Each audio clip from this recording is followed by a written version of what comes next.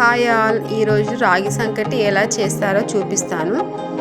మీరు ఇప్పుడు ఫస్ట్ ఒక బౌల్ తీసుకొని రైస్ వేసుకొని, నేను హాఫ్ గ్లాస్ రైస్ తీసుకున్నాను. దాంట్లో మనం బియ్యం మంచిగా వాష్ చేసుకొని 2.5 గ్లాస్ వాటర్ వేసుకోవాలి. అందులో తర్వాత రాగి పిండి నేను 2 కప్స్ తీసుకున్నాను.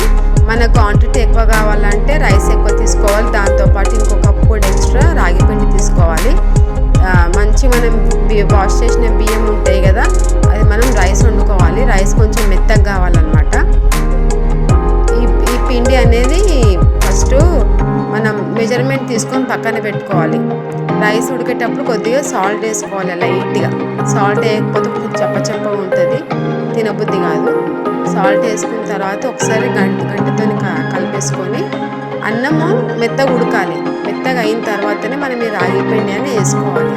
రాగి పిండి వేసుకునేటప్పుడు మనం సిమ్లో పెట్టుకోవాలి. హైలో పెట్టి వేయద్దు, మొత్తం కింద మాడిపోతుంది.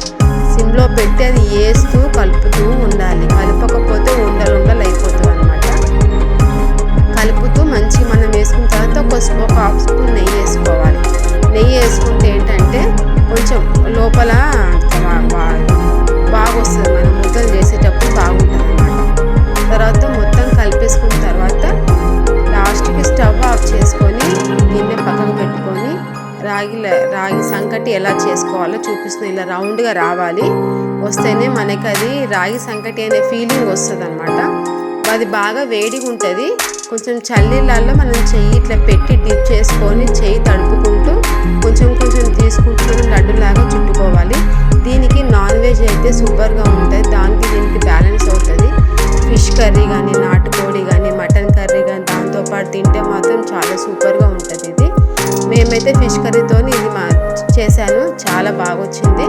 మీరు కూడా ట్రై చేసి ఎలా వచ్చిందో కామెంట్ చేయండి. బాయ్ అందరికీ.